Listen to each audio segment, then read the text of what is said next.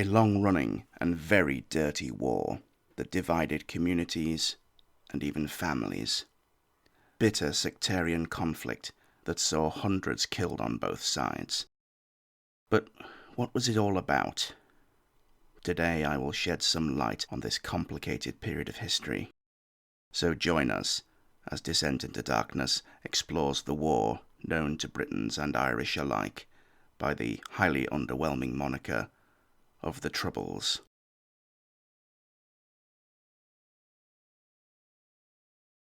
Background.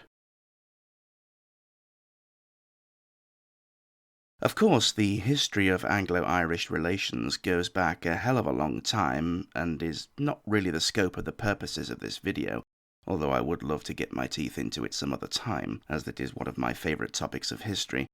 But for today, we shall focus primarily on the mid to 20th century onwards. The era known as the Troubles ran from the late 1960s through to the signing of the Good Friday Agreement in 1998. The partition of Ireland in 1921 separated most of the island of Ireland into the Irish Republic, known in Gaelic as Éire, whilst in the northeast the 6 counties of Antrim, Armagh, Down, Fermanagh, Londonderry, or just Derry to Catholics, and Tyrone remained part of the UK, creating the clumsily titled United Kingdom of Great Britain and Northern Ireland. But despite the partition and Irish freedom in the south, the Loyalist north still had many thousands of predominantly Catholic Republicans living there. The tense standoff between the two factions, based primarily on sectarian grounds of Protestant versus Catholic. For many years, the Loyalists were able to gerrymander their way into remaining in control of the Northern Ireland Assembly in Stormont, a devolved governmental body that had various administrative, legislative and taxation powers over the area, much like how Scotland and Wales do today.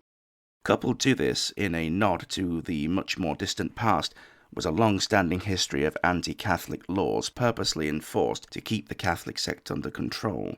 These included, but were not limited to, a ban on Catholics holding public office, the banning of marriages between Catholics and Protestants, and generally treating them as second-class citizens. Before the various laws of Catholic emancipation, the whole of Ireland was very much an apartheid state, although despite this, Catholics were still highly disadvantaged in many areas of public life, particularly in the job market and in politics. For example, at one point in Londonderry, it had a Protestant population of around 9,000 voters, which got them 12 seats in the Stormont Assembly, whereas the Catholics had a voter base of around 14,000, but that only returned a maximum of 8 seats, meaning that their ability to influence policy was all but nullified. The Provisional Irish Republican Army and Sinn Féin. Despite the repealing of the anti-Catholic laws throughout the 1800s, the ruling Loyalists were still able to make it incredibly difficult for Catholics to get ahead in Northern Irish society. The call for full Irish unification has been there ever since the partition. As more Catholics became frustrated with their treatment at the hands of their overlords, the more voices began to speak of armed rebellion, something which has occurred many times before in Ireland. In the late 1960s, the Irish Republican movement and the old IRA were split by those wishing to take the fight to the Loyalists and Britain in general. And so, in 1969, those men broke away and formed the Provisional Irish Republican Army, or Provos, or PRIA, or just simply the IRA, or Óglaigh na hÉireann in Irish. It was headed up by men such as Joe Cahill, Sean McSteofan, Seamus Toomey, Daithí O'Connell, and Sinn Féin President Ruaidhrí O'Brady, who formed the first Army Council that decided on plans of action and strategy, organising itself along military lines. These men had been part of the so-called Border Campaign during the 1950s that had seen a failed New Year's Day 1957 attack on the Royal Ulster Constabulary Barracks at Brookborough, leading to the deaths of IRA men Fergal O'Hanlon and Sean South. But in a separate operation had managed to infiltrate a British Army barrack, holding the soldiers hostage while they loaded up trucks and got away with nearly their entire stock of small arms. In the early days, PIRA's goal was only to attack British soldiers and members of the Royal Ulster Constabulary, or RUC, now known as the Police Service of Northern Ireland, or PSNI. and legitimate targets of those organisations. IRA man Desmond Long recalled a time when he was showing some new recruits some of the guns that they would be using. When he handed an M1 carbine to one of these young men, the recruit said, "Jays, that'd be great for shooting blue noses." A confused Long asked, "What are blue noses?" "Prods," meaning Protestants. At which Long snatched the carbine back and remonstrated that they were not there to shoot Protestants, they were there to take on the British forces. But as time went on, and others became more powerful within the Army Council, such as Martin McGuinness,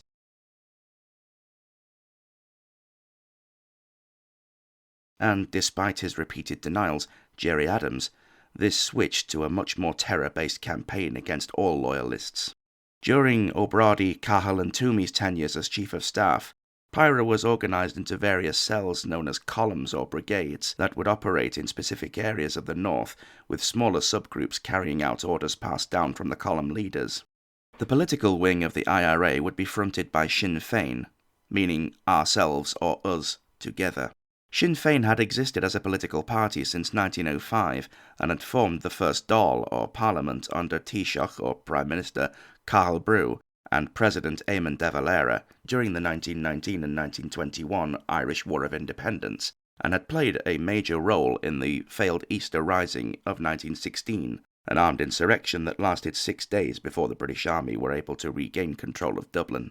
A hugely controversial episode of history that is absolutely getting its own video in the future. Sinn Féin had split during the later Irish Civil War of 1923-4 into the two parties Fianna Fáil, literally Soldiers of Destiny, and Cumann na Gael, or Society of the Gaels. Sinn Féin continued as a small political entity, but mostly without a place in the Dáil Éireann. Another split in 1970 led to the modern version of Sinn Féin that we know today, with many members of the party also being members of the IRA. There has been a long-standing tradition for Sinn Féin members elected to Westminster of abstentionism, refusing to take their seats in London as a protest, but they do sit on local councils in the north. This tradition of protest is maintained to this day. The army arrives. The constant riots and civil unrest of the late 1960s would soon become far too much for the RUC to handle, and so the British Army was brought in. Contrary to what you may think, this actually had a calming effect on both sides, as the army was seen as the ones who could protect both sides from each other. Sadly, this would not be the case for long, especially when the 1st Battalion of the Parachute Regiment were deployed. Now, having personally known many military men, I can tell you that the Paras have a very short fuse. Not a single frig given about anything, which has its place on the battlefield, but not quite so much on the streets. The Paras would land themselves in eternal infamy due to two of the worst incidents of the whole conflict, the first being the killing of 11 people in Belfast between the 9th and 11th of August 1971, now commonly known as the Ballymurphy Massacre, and on the 30th of January 1972, when they opened fire on innocent civilians taking part in a peaceful march in the Bogside area of Derry, killing 14 and injuring a further 15. This date later became known as Bloody Sunday. It would take many years and 2 public inquiries before the British government finally admitted that these shootings were unlawful. Jumping back to 1969, though, and the Republicans began to lose their faith in the intentions of the army, large swathes of both Belfast and Derry were blockaded to prevent the British forces from entering. The most well-known of these areas became known as Free Derry. The Loyalist response. To counter the rising Republican movement, one man on the Loyalist side rose to great prominence, the Reverend Dr. Ian Paisley, a giant of a man with a booming voice and a bitter, irritable temperament. He was at the head of a huge Protestant congregation and regularly held rallies decrying the government's concessions to Catholics and calling for a hardline approach, calling on his supporters to join with him, with rally cries such as, "You will soon hear the pounding feet of Protestants on the march!" Paisley even instituted his own paramilitary force, named the Ulster Defence Association, or UDA. that sought to counter the Provos and stem Republican activities. The UDA and other Loyalist groups were responsible for many terror attacks on Republican targets and individual members. Paisley would willingly and knowingly put up the money raised from his congregation to fund various counter-Republican operations. Paisley stood for election in 1969 against the then incumbent Terence O'Neill. O'Neill had been at the head of a drive for greater concessions for Catholics. O'Neill had won, but only just. Seeing which way the wind was blowing, and despite his victory, O'Neill decided to retire from politics. Paisley's thunderous fear-mongering had worked. O'Neill would be replaced in the Northern Ireland Executive by James Chichester Clark until 1971, and then by Brian Falconer until partway through 1972.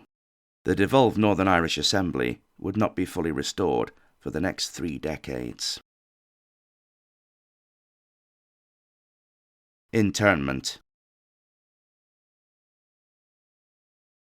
It would be Brian Falconer that instituted one of the most controversial policies of the conflict, internment. This plan, dubbed Operation Demetrius, and with the British government's blessing, was the whole-scale imprisonment without trial of hundreds of people suspected to be linked to the IRA. Despite the Loyalists committing more than their fair share of murders and bombings, not a single Loyalist would be interned until 1975. Once the dawn raids by the Army and the RUC began to capture those named on the list to be interned, they would be taken to one of 3 holding centres, Girdwood for Belfast, Magilligan for Londonderry, and Ballykindler for County Down. Once initially processed here, the internees would then either be moved to Crumlin Road Jail or to HMS Maidstone, a former submarine depot ship specially requisitioned for the operation. Once at either Crumlin Road or the ship, the real torture would start, and despite the government's denials, I do mean torture. A special team was drafted in to conduct training in the so-called 5 techniques of advanced interrogation. These involve things such as starvation, sensory deprivation, sensory overload, stress positions, and outright assault. What is worse is that not only were some of those interned not connected at all to the IRA, but they were also prevented from lodging official complaints with the European Commission of Human Rights due to the British government preempting that move and informing the Commission that they were in a state of public emergency pursuant to Section 15(1). From its inception to its termination in 1975, Operation Demetrius interned a total of 1,981 people. Of this number, only 107 were Loyalists. Another site of huge focus of the internment policy was the detention centre at Long Kesh, now named Maze Prison, near the town of Lisburn, south of Belfast. The buildings here all being shaped like the letter H, and so gained the nickname H-blocks. It would be at Long Kesh that many well-known high-up Republican leaders would be interned. The implementation of the internment policy caused huge public backlash from the Republican camp.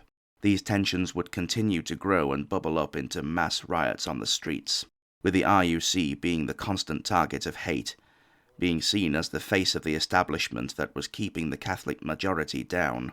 Most of the violence centred on Londonderry, where the divide was most fraught. The Catholic Creggan and Bogside areas had 29 improvised barricades hastily erected, barring all points of entry, as a mural painted on a building on the corner of Lecky Road and Farn Street proclaimed, "You are now entering Free Derry." This essentially created a self-governing insular community within the city, but more crucially, outside of British control, a seceded micronation of around 522 acres in size. One of the estimated 500 gunmen in Free Derry was Martin McGuinness, a man described as a little Hitler, with a fierce resolve and a ruthlessly violent streak. Within their grasp. 1972 was the bloodiest year of the Troubles, with around 500 killed, mostly by the IRA. This was also the closest the rebels ever came to getting the British to withdraw their troops from Northern Ireland. They had forced the fall of the Stormont government, meaning now that Britain had to rule directly from Westminster. By the summer, they had even secretly arranged to meet with the British representatives to negotiate a ceasefire. The then Labour government under Harold Wilson outwardly denied that this was happening, but behind closed doors, arrangements were being made. Both sides agreed to meet on the 20th of June 1972 at a farmhouse in Ballyarnott, outside of Londonderry, belonging to the McCorkle family. Colonel Sir Michael McCorkle was Lord Lieutenant of Londonderry, but despite being one of the British establishment, he was trusted by the IRA to mediate and host the talks, as his wife, Aileen, was in charge of running the Red Cross aid station in Freederry and had built up a good working relationship with the IRA. The IRA sent 2 men to the talks, of the old guard, Daithí O'Connell, and one of the new up-and-coming faces of republicanism, a cold, calculating young man with an almost genius level of political acumen and cunning, Gerard "Jerry" Adams, only 23 years old at the time. He had been interned without trial, but the IRA had demanded his release specially to attend these talks. Once the meeting was over, the British representatives reported back that, in their opinion, O'Connell and Adams were committed to the idea of a ceasefire and an end to the violence. This was a huge coup for the IRA. They had succeeded in bringing the British government to the negotiating table to talk peace. The initial talks had gone well. Now another round of talks would take place in London. The IRA was stepping into the heart of their enemy. On the 7th of July, 6 leading IRA men, including Adams and McGuinness, walked into the meeting with the British government officials at number 96 Cheyne Walk, London. Of course, the meeting was still very much a clandestine affair. Government official Robert Armstrong reported back to the then Conservative Prime Minister Edward "Ted" Heath on the progress of the talks, who said later that the reason for the negotiation was that no one wanted to later regret the fact that they were offered peace talks and then turned them down. If there was even the slightest chance of a settlement and an end to the violence, they had to at least try. The IRA held the upper hand going into the talks. They demanded the British commit to withdrawing from Northern Ireland. The British could not countenance such an action, as it was tantamount to surrender. Sadly, the talks utterly collapsed, but in the meantime a ceasefire did exist, at least for now. This ceasefire would only last 48 hours. In Belfast, 2 days later, a large group of Catholics were being moved to better housing on the other side of the city, an area formerly occupied by Protestants, but the army stopped the vehicles before they could enter the area, fearing a breakdown in public order. They even used a Saracen light armoured vehicle to ram one of the Catholic family's trucks to prevent them crossing the checkpoint.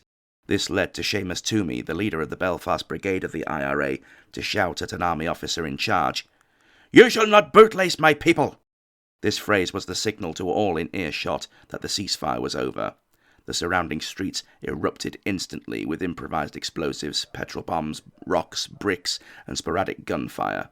On the 20th of July, over 20 IRA bombs went off all over Belfast City, killing 9 and injuring 130 in a day dubbed Bloody Friday.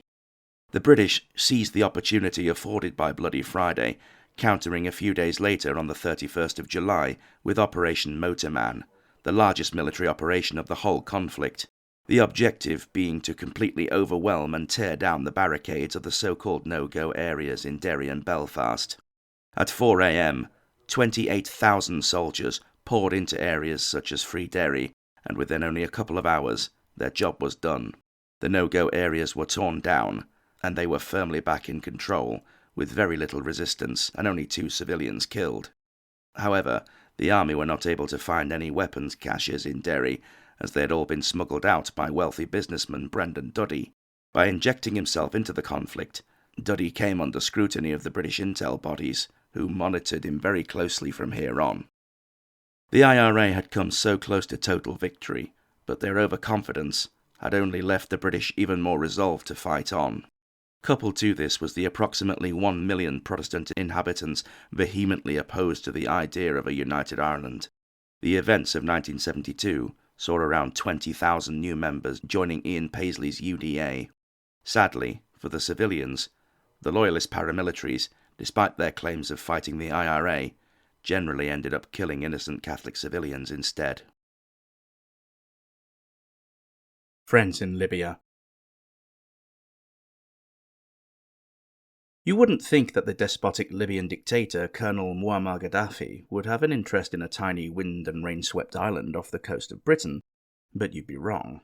The IRA had a go-between that negotiated the sale of arms from Libya named Patrick Ryan, who managed the sale and organised the transport. Ryan had previously worked as a Catholic missionary in East Africa, contributing to the IRA's funds with money from his own pocket and from the collection boxes of his mission, and so was the perfect man for the job. Ryan had been tentatively putting out feelers to find regimes sympathetic to their cause. When he approached Colonel Gaddafi, they instantly hit it off, with the Libyan dictator seeing the IRA as comrades in arms fighting against British imperialism.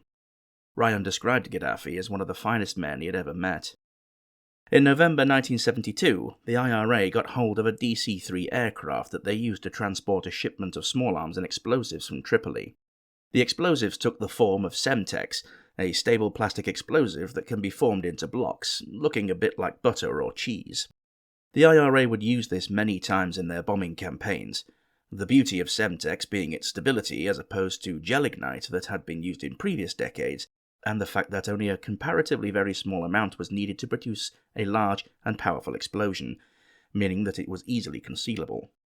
The small arms that Gaddafi sent were of Soviet and Chinese Kalashnikov designs and derivatives, such as the iconic AK-47, RPD, RPK, AKS-74U, SKS, and RPG rocket launchers, with warheads and the Dragunov sniper rifle. The weapons were unloaded at Shannon Airport in Aira, and the IRA wasted no time at all in putting them to use. Only a few days later, an RUC station was attacked with an RPG, the rocket easily piercing an armour-plated window shield and killing Constable Keyes. In 1973, Ryan met with Joe Cahill in Rome, where they had then hired another plane to fly on to Tripoli. This time, instead of a plane, they would supervise the loading of around 400 tons of weaponry and explosives onto a small freighter named the Claudia. However, at the last minute, only 5 tons were stowed aboard. Some have later speculated that the owner of the Claudia might have been working with British intelligence. Joe Cahill received repeated warnings that the operation had been betrayed and that they shouldn't go through with it, but Cahill ignored the advice and went ahead. The Claudia was intercepted by the British Navy off the southeast coast of Ireland and the shipment seized. Ryan would return to Libya and maintain his connection with Gaddafi and seek out other contributors of both money and arms over the next 10 years. He would regularly visit the Libyan embassy in Paris, where various donations of funds had been dropped off. He would then collect this money and deposit it in a Swiss bank account. He would travel all over Europe in a camper van, transporting large sums of cash between Paris, Monte Carlo, Switzerland, and others. Some of the money was fed directly back to Ireland via a man named Peter Rogers, who worked for a car ferry company that ran between France and Ireland. Millions of pounds in various currencies were funneled through this corridor. During this period, Ryan began to take closer notice of parking meters made by the Memo Park Company. These meters used a clockwork timer that rang a small bell when your parking time had run out and needed more money. Ryan managed to get hold of a large quantity of these timers, believing that they could be used to detonate time-delay bombs.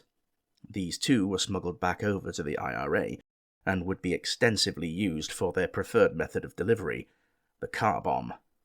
A normal car would be loaded with the explosives and a Memo Park timer attached, timed to explode when the driver was well away from the scene. This solved a large problem for the Provos, as one of the most dangerous aspects of the early bombing campaigns was the cells who made them were being regularly killed by their own devices that were going off prematurely due to negligence and lack of knowledge. The Memo Park timer was the perfect solution.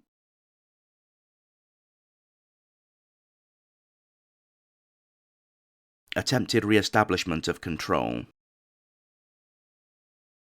On the 20th of March 1973, the British government published a white paper that called for a renewed Northern Ireland Assembly.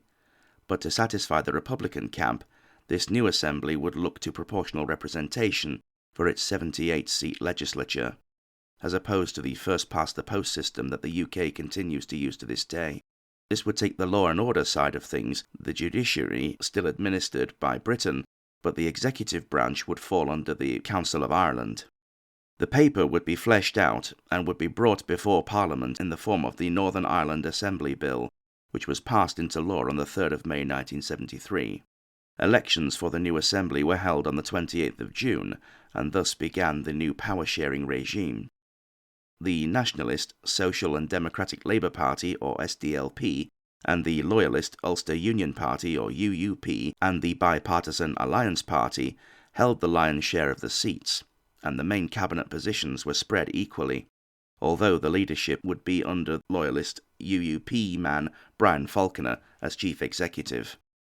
Talks were held over the 8th and 9th of December that year between the British PM Ted Heath and Irish Taoiseach Liam Cosgrove, and the three main parties that had agreed to the new power-sharing government to establish closer relationships and cooperation with ERA. This would become known as the Sunningdale Agreement, after the location of the talks in Sunningdale Park in Berkshire. The agreement was based on a two-part Council of Ireland, the first, called the Council of Ministers, made up of 7 members of the Assembly and 7 more from the Dáil Éireann, that would have, quote, executive and harmonising functions and a consultative role. The second part, being named the Consultative Assembly, would be made up of 60 members, 30 from ERA and 30 from the new Assembly, as an exclusively advisory and review body. However, loud voices within the UUP still opposed the agreement, fearing that, as Protestants were the minority in Northern Ireland, they would soon find themselves pushed further and further to the fringes by the Catholic majority vote, and therefore a united Ireland would soon follow. This led to the sardonic claim of "Dublin is just a Sunningdale away" from Loyalist commentators, with Ian Paisley going one further in his usual bombastic style, condemning the agreement thusly: "You shall not rule with us! We are saying, no surrender!" On the 10th of December, the very day after the Sunningdale Agreement was signed, the various Loyalist paramilitaries, most notably the UDA and UVF, would come together to form their own army council, much like the IRA, dubbed the Ulster Army Council. The new power-sharing executive received a severe blow when, in only March of 1974, the previously pro-agreement parties unanimously withdrew their support for the Sunningdale Agreement. That previous January, the UUP had also voted to withdraw their support. But now that the other parties had followed suit, the agreement hung in the balance. 2 months later, on the 15th of May, the Loyalist Ulster Workers' Party called for a general strike, which is better characterised as an armed insurgency, with Loyalists even staging attacks within ERA. Bombs were set off in Dublin and in Monaghan, claiming 33 civilian lives and an unborn child, making it the single bloodiest day of the whole conflict. By the 11th day of the strike, the new British Prime Minister, Harold Wilson, again, gave this speech via a live TV broadcast condemning the strikers. "People who spend their lives sponging on Westminster and British democracy and then systematically assault democratic methods. Who do these people think they are?" These words greatly angered the strikers, most of whom were hard-working men and women. Wilson's words did nothing more than fan the flames. This left the position of the Assembly untenable. Chief Executive Brian Falconer resigned, and the Assembly collapsed 14 days into the strike, with rule reverting once more back to Westminster. Harold Wilson had played chicken with his spongers and had lost. The Unionists now held all the cards. Opportunity knocks.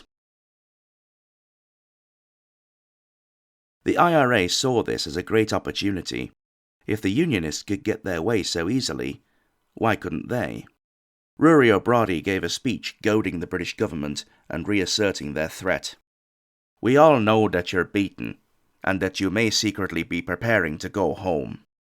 This was followed in the autumn of that year by a renewed bombing campaign on a whole new scale never seen before, this time in England, the most notable of these being in pubs in Guildford on the 5th of October, killing 1 civilian and 4 soldiers and injuring a further 65, and in Birmingham on the 21st of November, killing 21 people and injuring 182 others.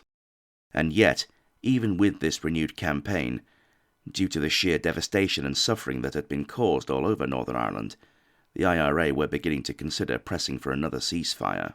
By the 21st of December 1974, the total number of people since the killing had started had risen to 1,281.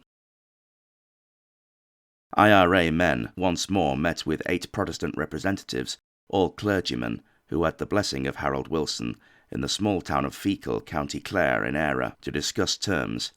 However, word had gotten out about these talks, and the meeting place was raided by the Gardaí. The IRA men had been tipped off about the impending raid and had fled before the guards arrived. The Irish government considered the IRA as just as big a threat to them as anyone else, so had decided that they were not going to tolerate them.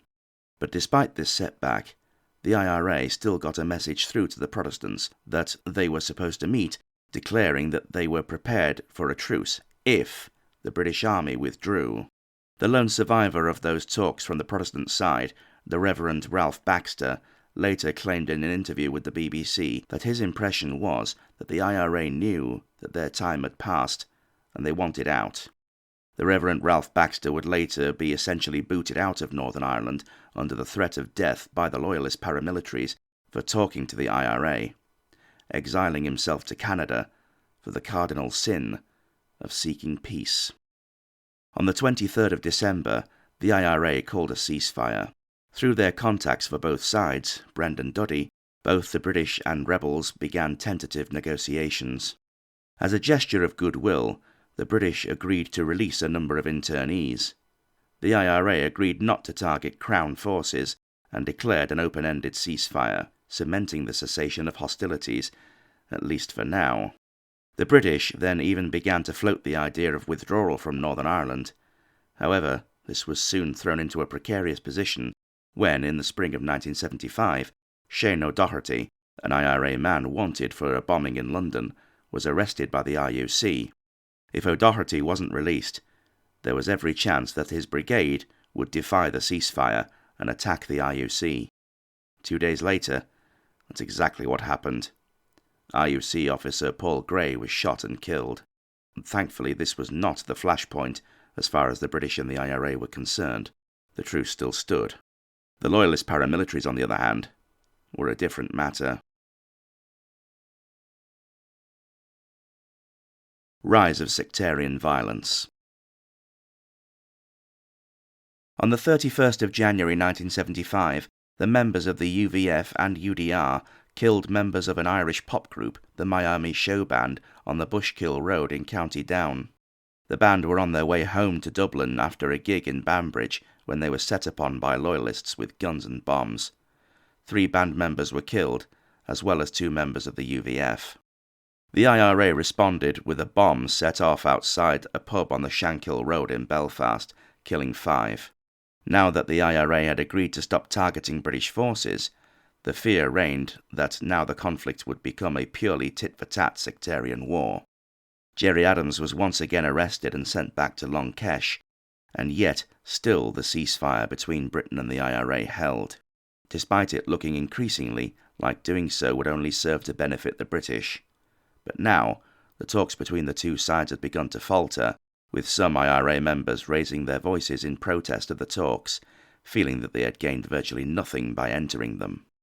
Strangely, it was at this point that Brendan Duddy recommended to the IRA that they should begin a new bombing campaign against the British in both England and Northern Ireland, focusing on key economic targets, but he stressed there should be no lives put at risk. In his private diaries, Duddy stated that his belief was that by this renewed hostility it would force the British hand to finally seek terms for a lasting peace. The IRA took Duddy's advice, but there were casualties. The bombing resumed on the 2nd of October 1975, and the talks with the British were put on hold. Naturally, the Loyalist paramilitary groups responded in kind, sending the sectarian violence spiralling out of control. In the opening days of 1976, the Loyalists killed 6 people in Armagh. The very next day, the IRA clapped back, murdering 10 Protestant workers in King's Mills. By now, hopes of the talks with Britain going anywhere were at an all-time low. The IRA executive voted unanimously to resume their fight against Britain. A secret document claimed that the aim of the British strategy from the outset had been to weaken the IRA by stringing them along. However, this had precisely the opposite effect. All the while, the IRA had been consolidating their resources and planning for further conflict. They had adopted the old mantra, si vis pacem, para bellum. If you seek peace, prepare for war. The new generation. By the late 70s, many amongst the younger IRA members, including Gerry Adams and Martin McGuinness, had grown far more powerful in terms of their influence and standing within the IRA. They had growing resentment towards the old guard, people such as O'Brady, O'Connell, Toomey and Cahill, feeling that these men, either being Era-born, not Ulster, or too old to perform active combat roles, had no idea of the situation on the ground, or sufficient ideological underpinnings of being from and living in the North. They also felt that the very fact that the IRA had even been considering entering talks with the British was essentially leading them up the garden path to destruction. Adams and McGuinness were far more aggressive in their plans. Gradually, the younger leaders began to take over.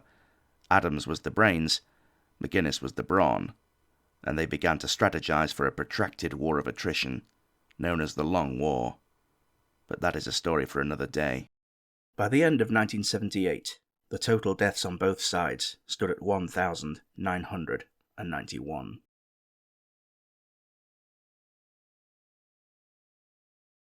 Legacy. The early years of the Troubles were a tense time to be alive in Northern Ireland. The rampant, widespread unrest that could erupt at a moment's notice forced many peaceful people from their homes and completely ruined their neighbourhoods. Many murals adorn terrace-end properties that extol the virtues of their side's cause and serve as a constant reminder of a conflict that, in my opinion, merely lays dormant. Just as much as it is today, terrorism is a scourge across the world, and it is quite right to squash it whenever and wherever it rears its ugly head. Some will no doubt argue the old crusty mantra of one man's terrorist is another man's freedom fighter, but this is simply not good enough to excuse the use of violence in the furtherance of a political aim, and it is definitely no excuse for murdering innocent people who are just trying to go about their jobs and lives. Sadly, although the Troubles have officially ended, and I pray that it remains so, splinter groups of the IRA and Loyalist groups have continued to cause sporadic outbreaks of violence in the 6 counties of Ulster, and it is likely that, should the question of Irish reunification come before a vote, more will be stirred up. Many across both groups have bitter old scores to settle for many years, and though those same people are ageing, they still must watch over their shoulders every time they go out. And, despite the IRA officially disarming, I do not believe for 1 second that they gave up the entirety of their arsenal. I wouldn't mind betting that you could stick a spade in the ground anywhere in Northern Ireland, and you would find a weapons cache. Despite as much as I personally and my family, despite being police, have always supported the Republican cause, although of course we do not condone violence under any circumstances. The IRA had the mantra of achieving their goals through 2 methods, the Armalite and the ballot box. But progress was only ever made through the ballot box method, and so peace is the only solution. I think former IRA man Tommy Gorman said it best. I mean, what was it all about? What the fuck was it all about? At which point he then began weeping, before continuing. Sure we all had better things. It was a waste of time. And a waste of life.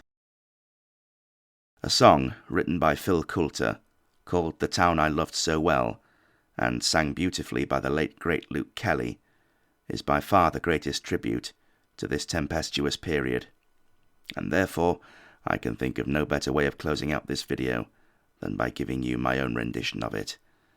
I have fond memories of my dad singing this one to me when I was a wee lad. So here is yours truly, with the town I loved so well.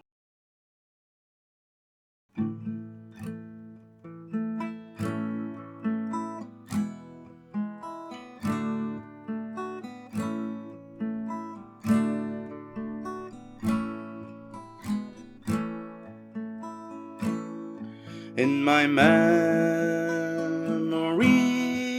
I will always see the town that I have loved so well, where our school played ball by the gas yard wall, and we laughed through the smoke and the smell.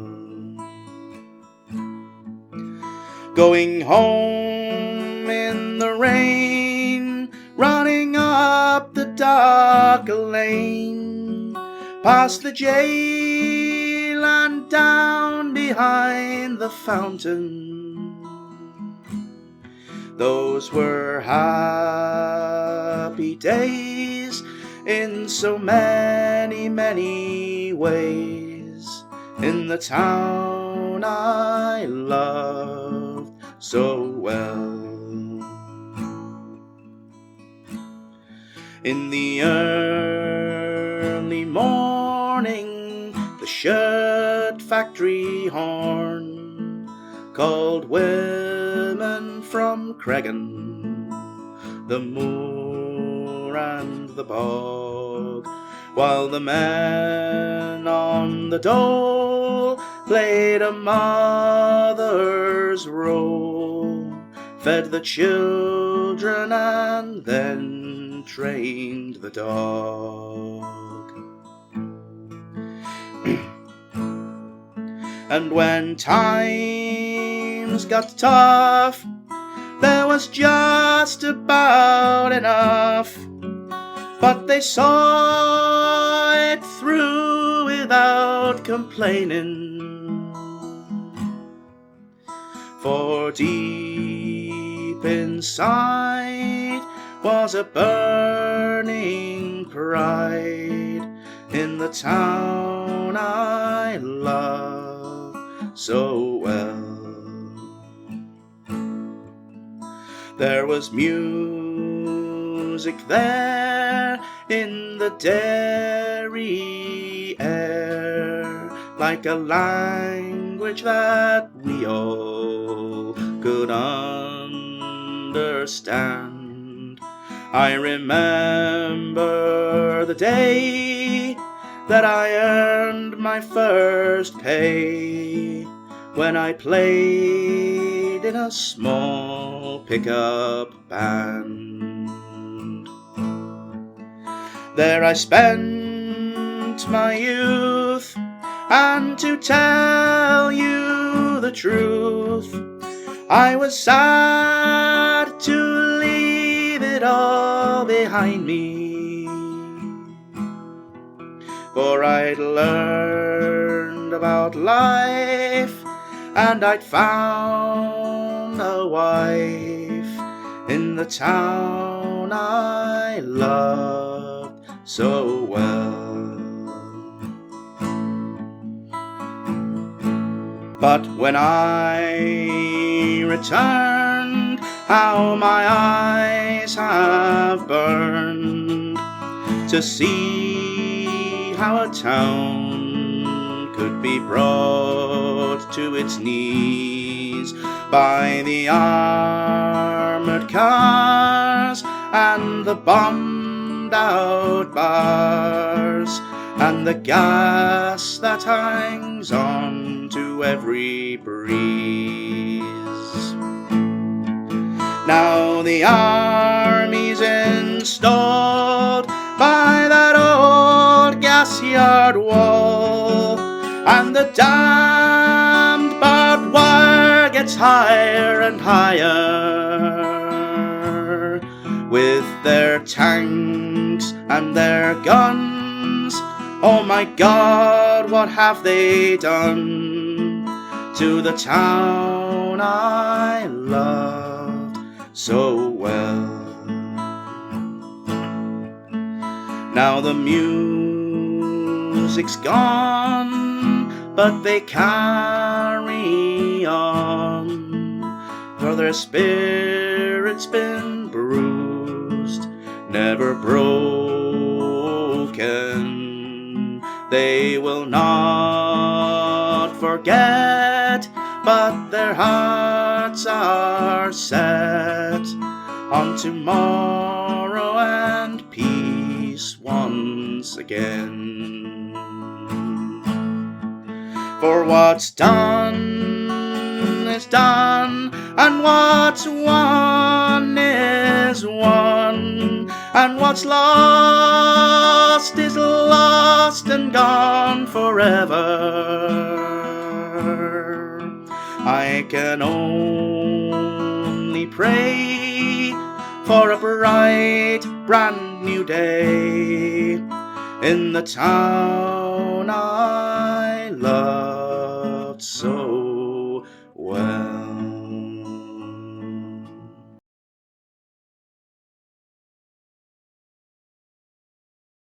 Thank you for watching this video. I do hope you found it informative and interesting. If you did, please consider hitting the like button and subscribing for more great, highly detailed content from the dark side of history. What do you think of the Troubles? Do you believe in a united Ireland? Let me know in the comments. I know this is a highly fractious topic, but that doesn't mean that we can't have a decent, friendly discussion. If you wish to do so, you can support the ID on Patreon, link in the description, or become a channel member for the same price. Or if you wish to give a one-off donation, you can do so via the Super Thanks button. And of course, if you would like something tangible to show your support, you can take a gander at my store on Teespring and grab yourself some branded swag. Check out my alternate channel DID Reads to hear more impeccably narrated content. And in the meantime, take care of yourselves, and I shall see you on our next descent into darkness.